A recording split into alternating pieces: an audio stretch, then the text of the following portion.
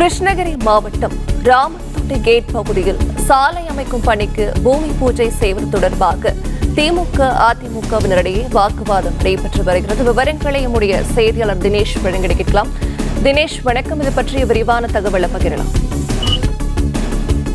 நிச்சயமாக கிருஷ்ணகிரி மாவட்டம் சூளகிரியை அடுத்து இருக்கக்கூடிய வேப்பனஹள்ளி சட்டமன்ற தொகுதிக்கு உட்பட்ட ராமன் தொட்டி என்னும் இடத்தில் மத்திய அரசு திட்டத்தின் கீழ் பல்வேறு கிராம பகுதிகளுக்கு சுமார் 5 கோடி ரூபாய் மதிப்பிலான தார் சாலை அமைக்கும் பணியை எம்எல்ஏ என்ற முறையில் KP முனுசாமி அடிக்கல் நாட்டுவதற்காக இன்று வந்தார்.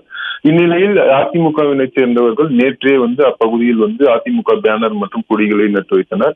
அதே திட்டத்தில் திமுகவினர் தொடக்கி வைப்பதாக அவர்களும் நேற்றே கொடிகள் நட்டு வைத்தனர். இந்நிலையில் அதிமுக மற்றும் திமுகவினருக்கு இடையே இந்த திட்டத்தை துவக்கி வைக்குவதில் நாங்கள் தான் துவைக்க வேண்டும் என்று அதிமுகவினரும் திமுக ஆட்சி நடப்பதால் நாங்கள் தான் இந்த திட்டத்தை துவக்கி வைக்க வேண்டும் என திமுகவினரும் இருவரும் கோஷி மோதல் ஏற்பட்டது. சுமார் 2 மணி நேரமாகவே இந்த சாலை மறியல் நீடித்து வருகிறது. தற்பொழுது இந்த சாலை மறியலில் ஈடுபடும் சம்பவ இடத்திற்கு கிருஷ்ணகிரி அதிமுக எம்எல்ஏவும் ஊத்தங்கரை சேர்ந்த அதிமுக எம்எல்ஏவும் வந்துள்ளனர். ஆக 3 எம்எல்ஏவும் சாலையில் அமர்ந்து சாலை மறியலில் ஈடுபட்டு வருகின்றனர். அதிமுக தரப்பினர் திமுகவினர் கலந்து சென்றால் நாங்களும் செல்வதாக கூறி வருகின்றனர். இதேபோல் திமுகவினரும் கூறி வந்ததால் சுமார் 2 மணி நேரமாக இந்த சாலை மறியலில் ஈடுபட்டு வருகின்றனர்.